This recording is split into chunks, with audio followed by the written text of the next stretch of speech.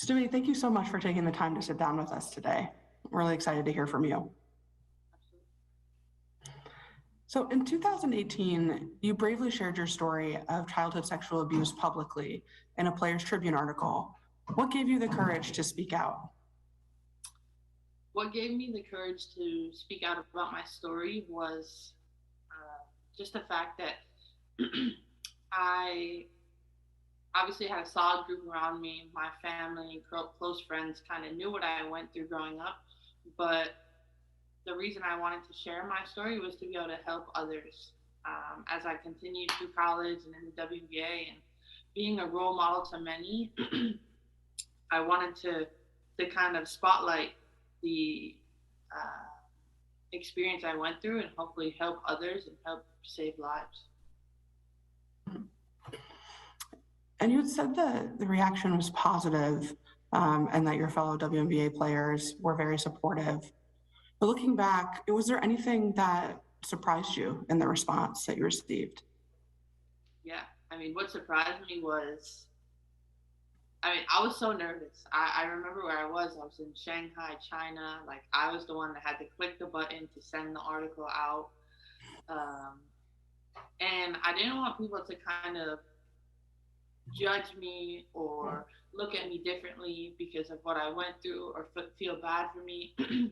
And what the biggest surprise was just the tremendous amount of support and people behind me. Um, you know, I knew that my story would touch lives. I just didn't know how many lives it would touch. And it was way more than I could even think. That was really powerful. Thank you. Is there anything that you would have done differently having gone through it and being on the other side? Um, no. Um, like with sharing my story, you mean? Yes. No, I don't think there's anything that I would have done differently. I think that,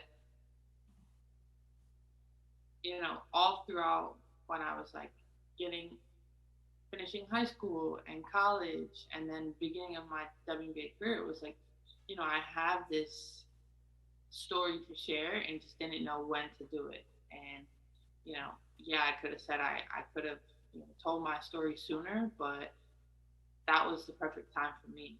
Was a year after my WNBA season, and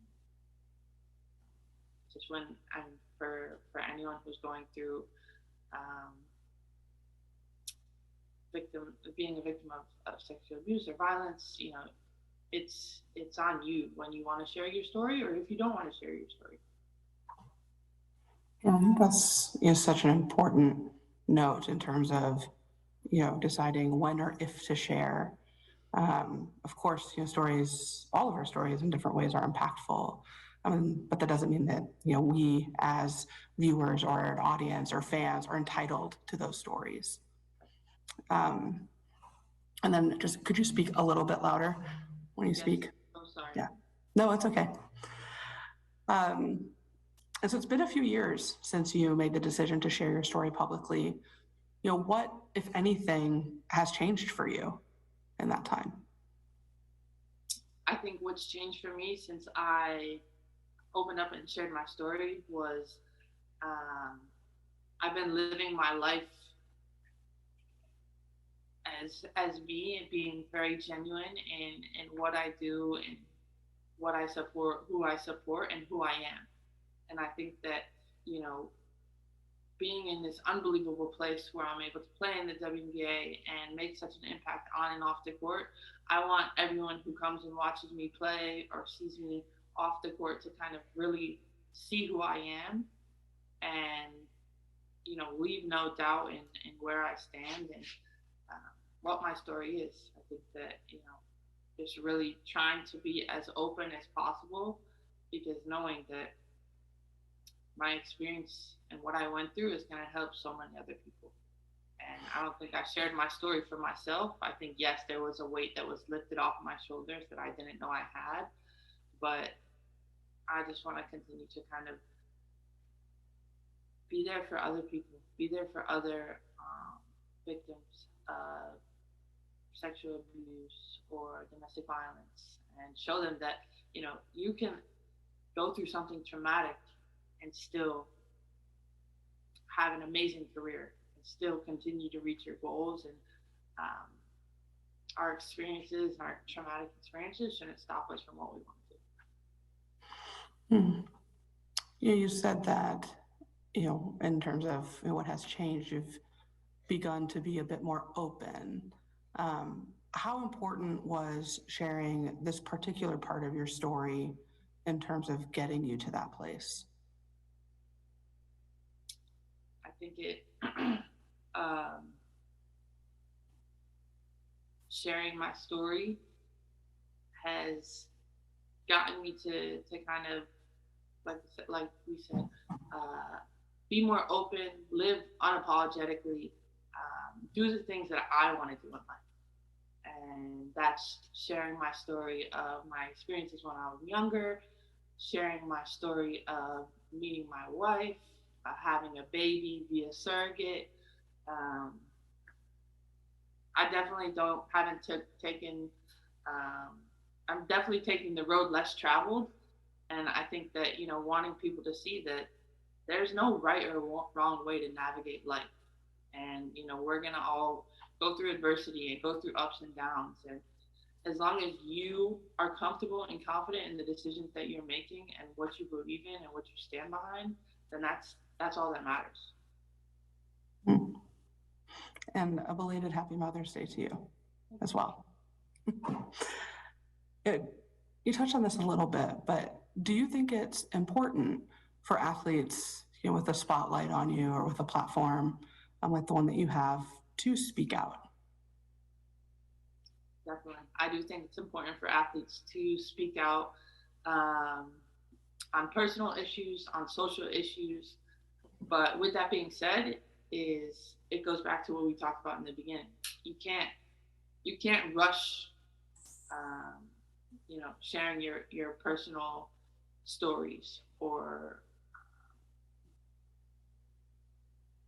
I guess what I'm trying to say is, you don't need to force it just because everybody else wants you to. If you're not ready to share your story or share the things you've gone through, then you need to kind of go on your own schedule and figure that out. But circling back, I think that as professional athletes, as women in the WNBA, we have a powerful platform, and we do have eyes and spotlight, and we have a lot of kids looking up to us, adults looking up to us, um, and the game is bigger than basketball. We're also trying to navigate what we do on the court, but navigate life. And there's so many things happening in the world.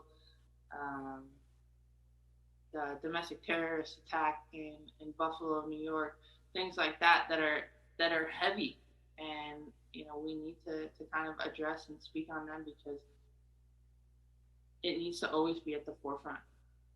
Um, our goal for equality needs to always be at the forefront, and there's many ways to do it.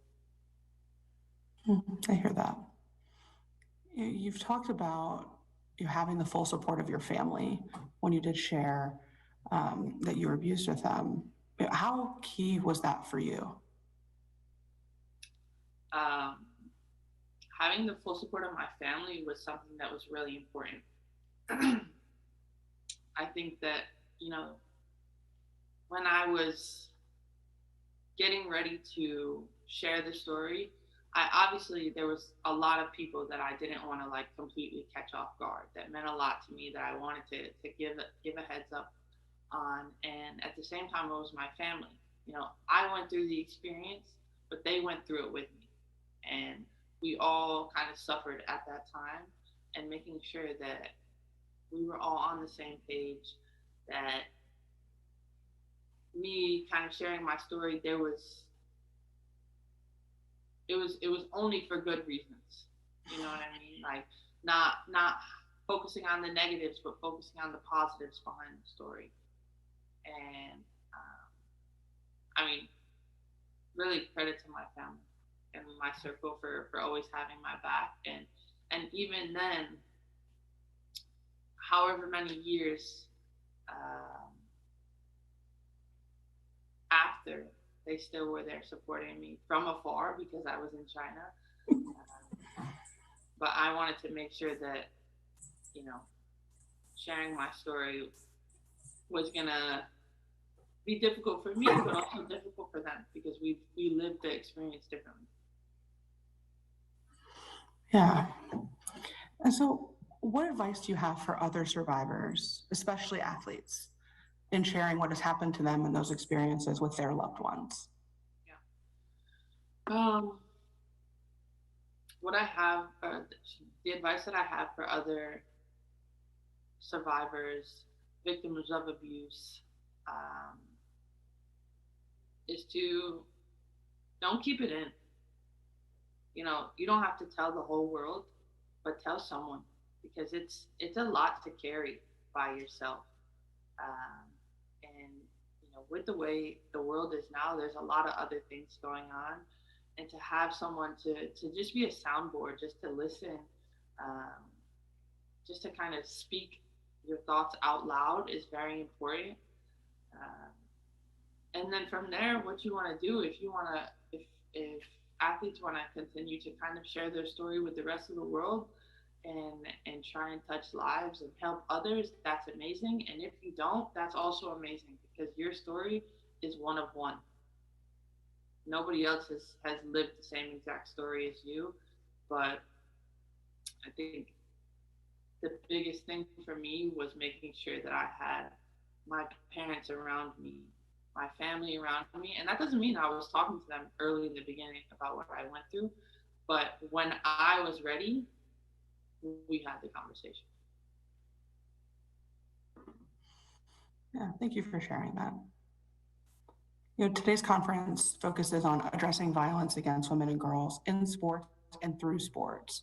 And your experience occurred outside of your sport, and you have talked about how basketball is a great refuge and outlet for you.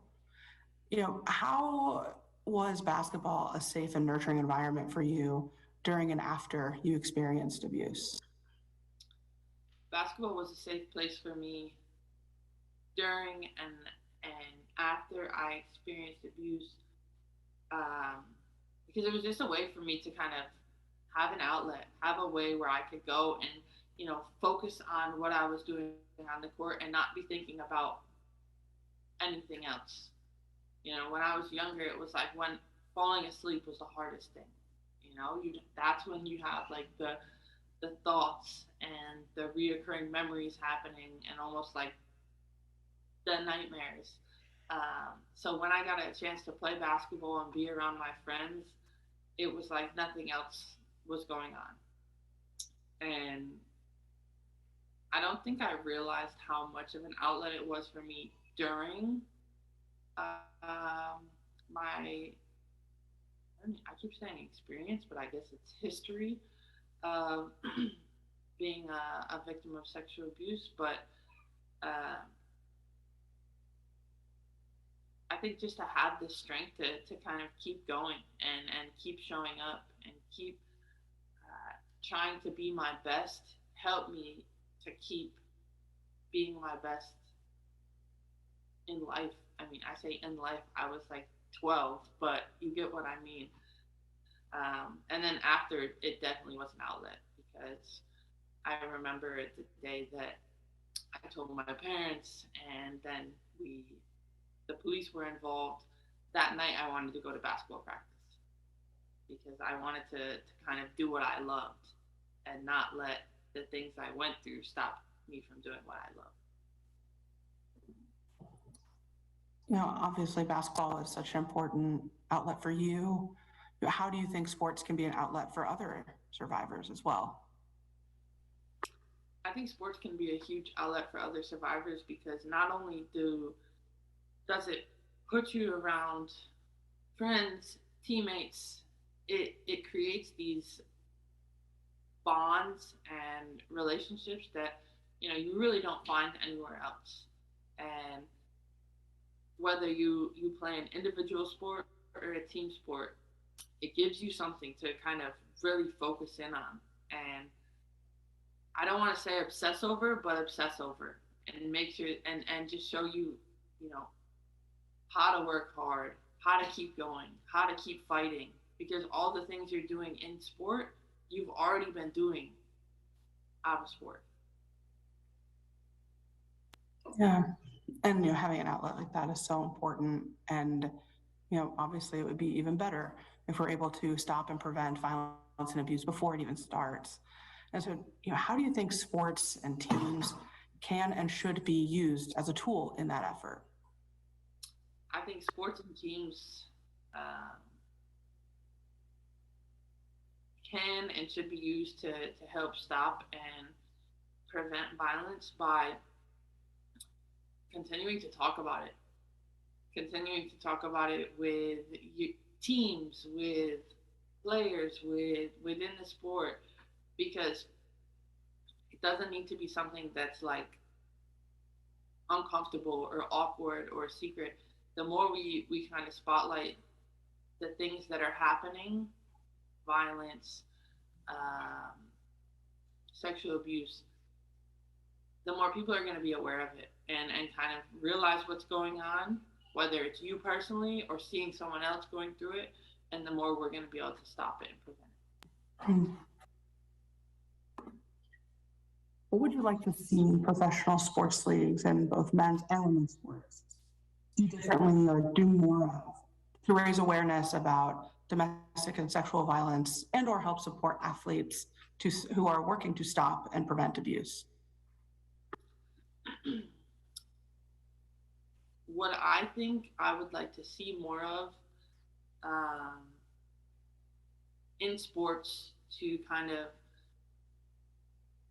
talk about violence, sexual abuse, um, is to not only talk about it at the professional level, you know, have it be a conversation that goes on in college and high school. Because I feel like once you get to the pros, you know, you have to go through all of these seminars and these things, and you're very aware of it. And, you know, we have a night honoring victims of domestic violence and sexual abuse and things like that. But I feel like throughout the levels of sports that you go from one to the next, it's not a consistent topic that's talked about, and it needs to be. Yeah. Is there anything else that you would like to share or something? Is there a message that you would like to share before we wrap up for today? Um, I think the message that I want to share for people who have gone through uh, violent experiences or victims of violence in any form is just to continue to keep fighting. And I said it before, but don't let your experiences shape who you are and where you want to be and where you want to go. My experience and my being a victim of sexual abuse is something that, yes, it was a negative and it's a bad thing and it's a memory that I really have like blocked out, but it's also helped me get to where I am, and realizing that, you know, I have the strength to get through anything. If you get through these experiences, you can get through anything you want. Hmm. Thank you for sharing that. And thank you so much for taking the time to speak with us today and be open about your experiences. I hope you have a wonderful rest of your day. Thank you. Thank you so much.